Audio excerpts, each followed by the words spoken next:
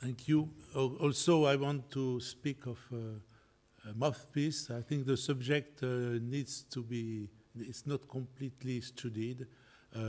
This is a big subject. Also, I give only samples today. I have no time to do more. And most of the mouthpiece I describe are here, and you are free to examine them in detail after if you wish. Okay. Also, the mouthpiece is very important. You are brass players mainly, and if you change the rim, the throat, or you change completely the style of instrument. Also, each instrument has an evolution in his mouthpiece, and there is some French particularities, and there's also some very funny patterns to improve all that. Also, this maillon shows the states of the mouthpiece at the end of 19th century. You see for the horn, this is very conical, and the trumpet cylindrical, and all this will change with the time, and also in the 19th century there is a kind of standardization we arrive. If we speak of the serpent, mouthpiece were generally in ivory or wood or horn, and most of them are hemispherical, and with a small grain, but a cylindrical shank. But it's not true. We find also some rather conical mouthpiece for serpent. I think Patrick Vibar plays knows that better than me, but there is no standard for the serpent mouthpiece. It's not. Myself, I play serpent. I prefer conical shape and not this standard circular hemispherical cup. This Russian basson mouthpiece is interesting because it was linked by a chain with a serpent for veille. Also, it's probably the original mouthpiece. Not sure. At least it was played with it a long time. And this is yet hemispherical, like the serpent.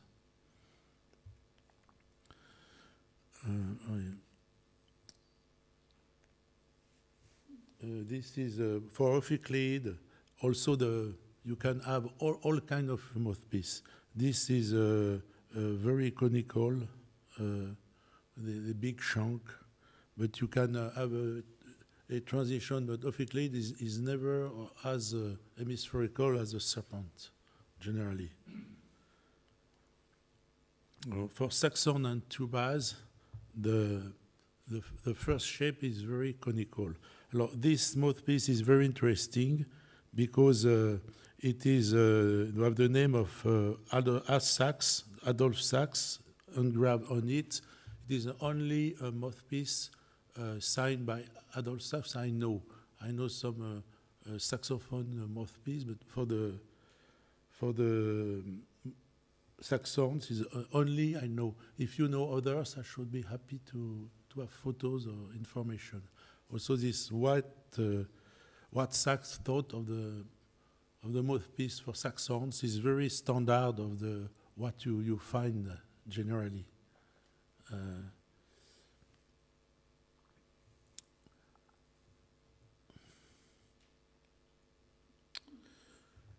For example, the evolution of saxhorns or family.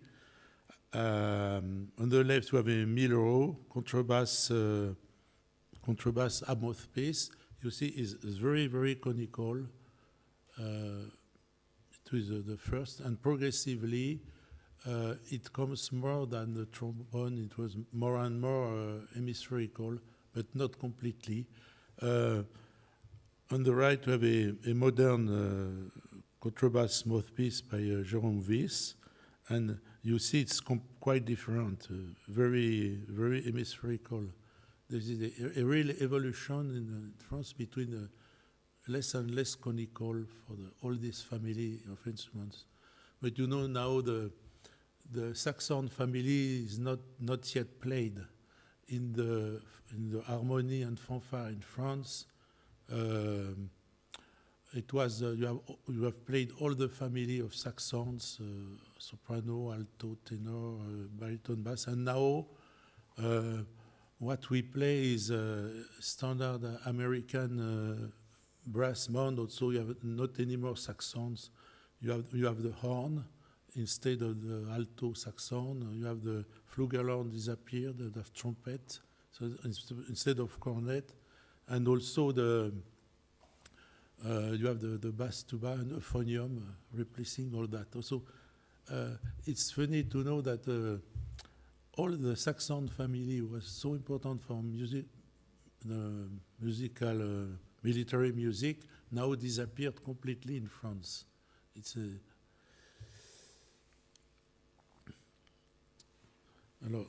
also for the trombone, the same. The conical form of the first trombone began more and more hemispherical. For the horn, it's very, very long and deep, long conical cup. Also, you had two kind of horn players. You have the first and the second one. The first played the high notes, and the second the others. And it is well documented in all methods. The mouthpieces were different for each player. The second one had a much bigger mouthpiece. Now the modern players are trained to play with the same. They are very skillful. But it was really two different instruments, and the players could not play, the first could not play the second, or reciprocally. It was a real speciality.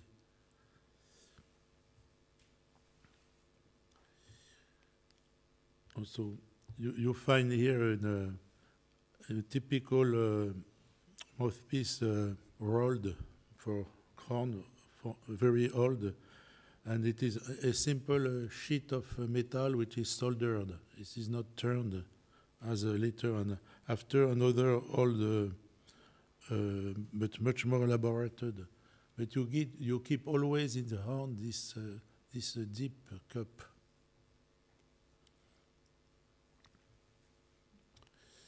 Also, the hunting on the trompe de chasse is typical French instrument with a very cutting rim and very conical and little grain, and very hard to play. This is a perinet, standard perinet. This is another perinet, modern, much more cutting for lips. Is very interesting. Some months ago, there was in the Conservatoire in Paris a concert with a group of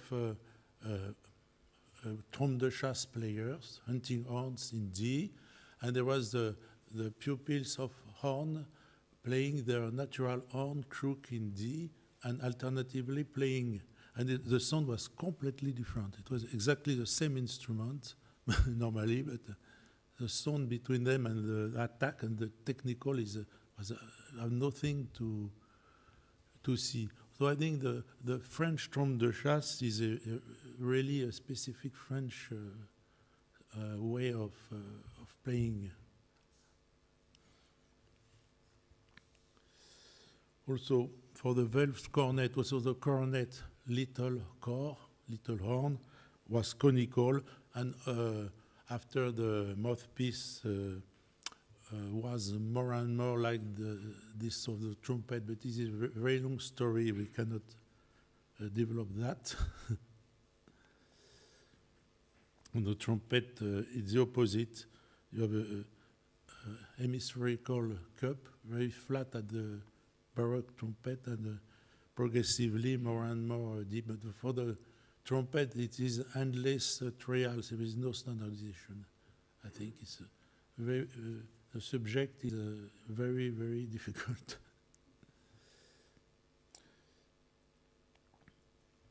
A particularity is of the cavalry trumpet, the E-flat French standard cavalry trumpet.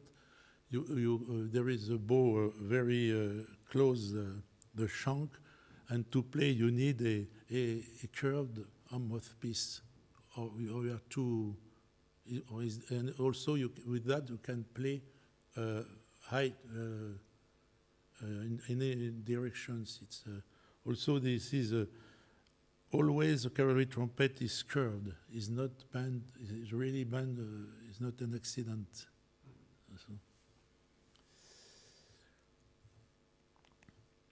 So we can give some words of the material. This is mainly brass, often silver plated, but all was used: ivory, horn, wood, plastic, aluminium. I don't China. I know samples of any material, not too soft. This is, for example, a wood cup. On the left, you have an English serpent mouthpiece in wood, so it was not only ivory. For example, on the right, an acrylic cornet mouthpiece. It is. You can see inside what is the bore.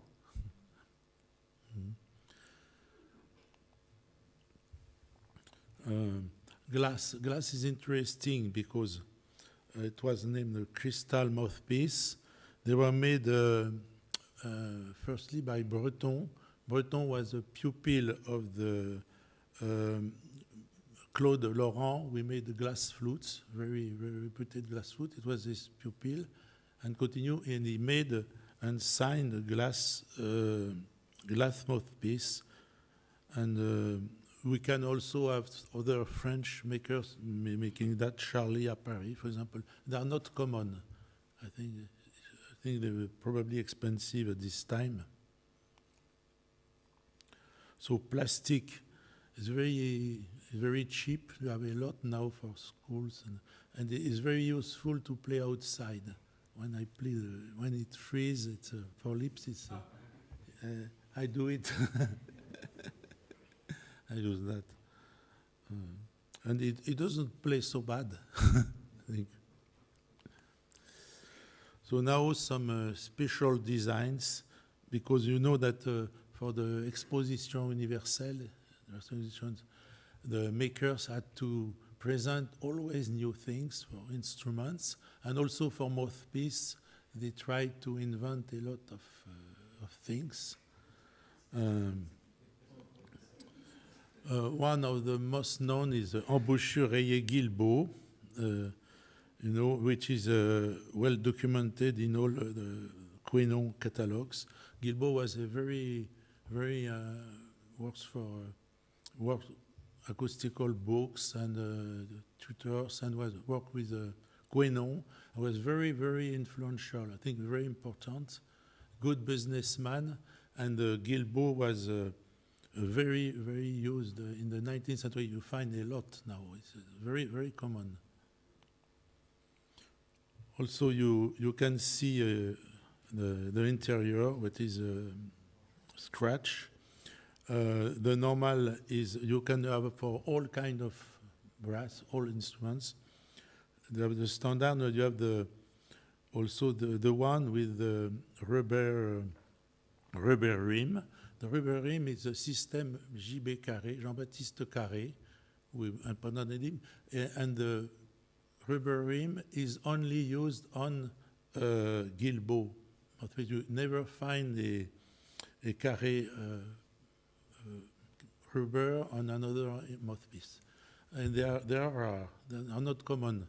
But now the idea of change the rim is was widely made in USA.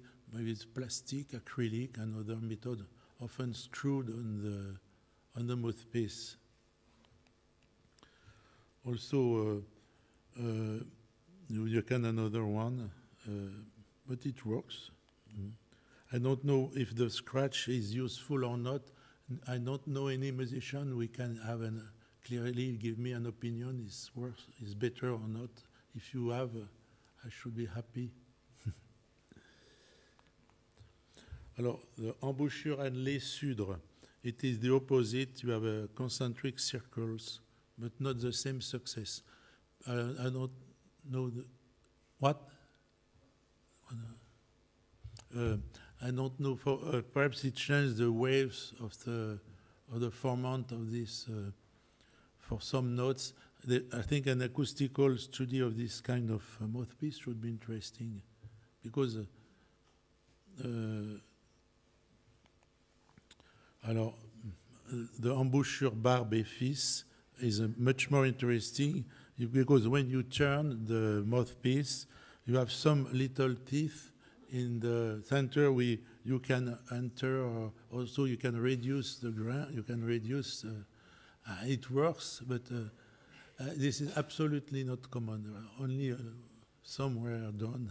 Also, you can have one here if you want to try. And you know, this is another one you see with the little teeth for all kind of instruments. L'idéal from Élie de Plex is very interesting because for me it's the first patent for a double cup mouthpiece in 1869. And the double cup was made a lot by a lot of makers, mainly Selmer, we made a lot. So Ambassador Alexander, Parduba, patented again in USA. And I have two duplex. They are very, very rare. It has no success. And you can, this is an example by Selmer.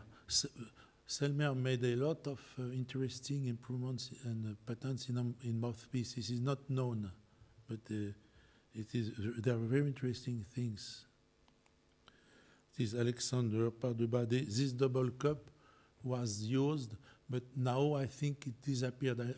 I don't know if professional musicians can have an opinion on this. The Polaka extended rim mouthpiece. This is a Belgian patent made by Buffet Crampon. It was made for horse trumpet players with an extension plaque to protect the lips. You know? Perhaps it's a good idea, but they are extremely rare. So I don't think it's a big success.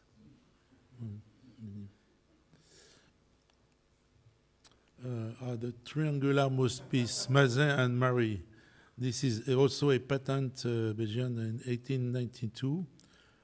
When you read the patent, he said when you blow, there is a circular movement. We made a vortex in the mouthpiece, and this cutting is to cut the vortex to have a right air flow. I don't know if it is true. It is the explanation. They are extremely rare, not a big success in any case. The warm mouthpiece for duty bugle. You see the clairon de guerre, which is a war duty bugle in France, made by Lecomte. You can turn the bell in any direction to give the signal where you want. Also, here you have not to turn the clairon. It is the mouthpiece which is articulated, and you can play in any direction. I don't know any surviving of this. I have not. Sorry. A very interesting saxophone mouthpiece by Charles-Henri Sax, one of the brothers of Adolphe Sax. You know, his brothers made also a lot of instruments of improvement. Alors, also the idea, it would change the depth. Also, when you press with your mouth, there is a spring, and you reduce the volume of the cup. So for high notes, it's better, you know, and you can do it when you play. There is patents. I don't know any surviving saxophone, but I know a copy made by several other makers. For example, Hetzel Mouthpiece. Here, you have it, and you can press also the Fulic Mouthpiece. It works very well when you press, you reduce, and I don't. But I think it was not very useful.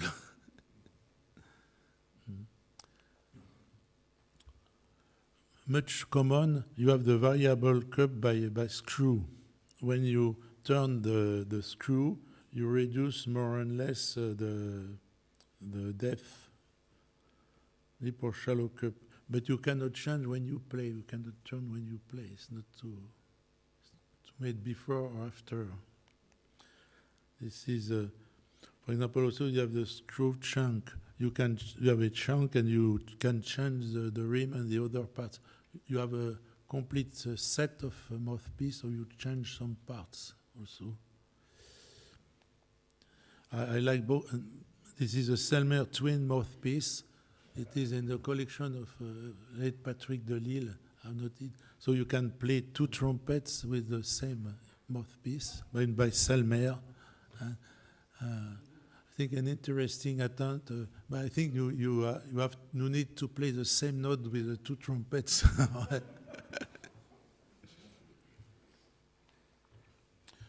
Also, in conclusion, you see the subject is endless. There is hundreds of patterns. There is only some samples. You see that all these patterns, nearly nothing survived really and was very useful.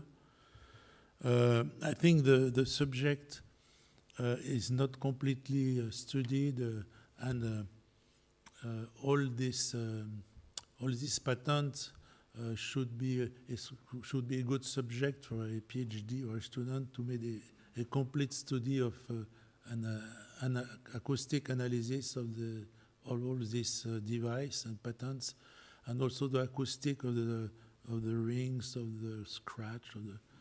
This is not done for the mouthpiece. I think there is an important subject because now the instruments are rather well known, but for the mouthpiece you have some good studies and some good books, but nothing really complete.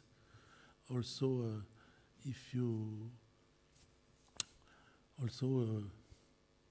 I continue to collect mouthpiece and special ones, and you are free to have a look on them during the day if you want. And also, I will give some to the museum as gift. Some of funny things. Okay.